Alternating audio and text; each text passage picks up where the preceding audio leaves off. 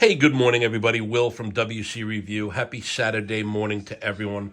Again, I hope I'm not overdoing it with these Striders, but just wanted to very quickly go over my current Strider collection. So I'll start with the one that you guys have probably seen the most, the SMF Performance Series tumbled CPM 154. The action, everything about this knife. This is what started it for me.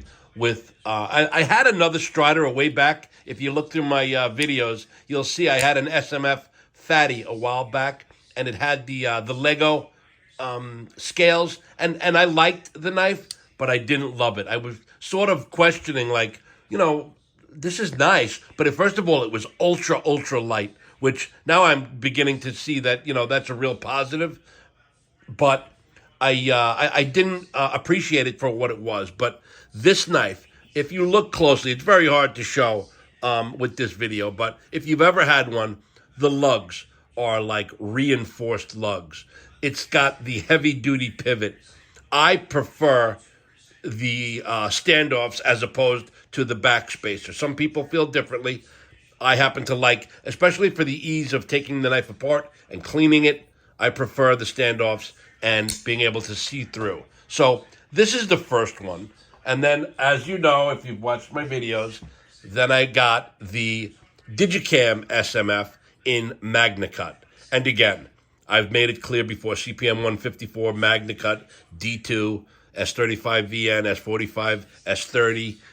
I would probably not be able, and not take probably out of there.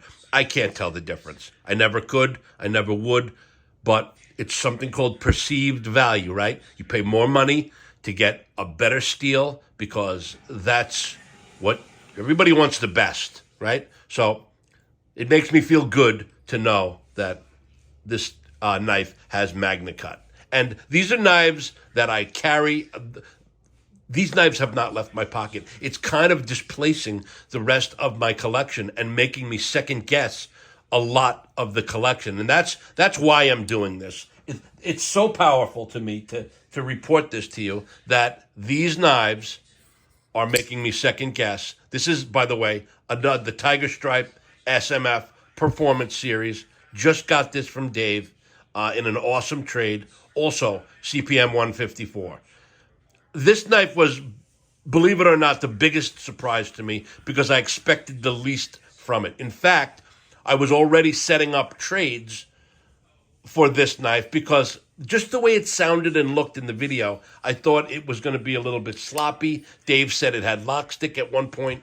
This is one of my favorite knives of the bunch because it has none of those things at this time. I mean, obviously, when Dave said it had it. But I really like this knife a lot. I like the way it feels in hand, in pocket.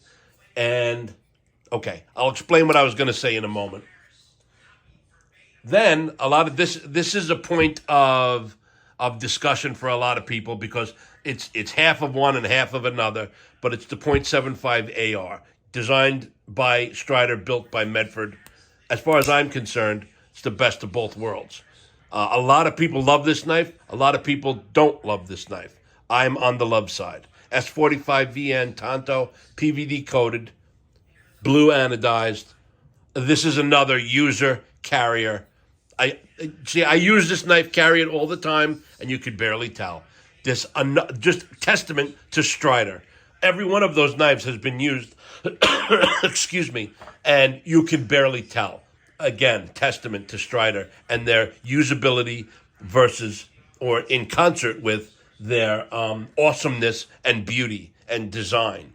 These are knives that are built to look great and hard use, work tough knives, and that's what's attracting me to them. And in the video that I did, the thick and thin of it, this is like a multi-purpose. It's right down the line of the, it's not too thin, it's not too thick. What is that, a Goldilocks knife, right? It's just right. So .75 AR, it is a Strider knife, but we all know that this was built in the Medford house.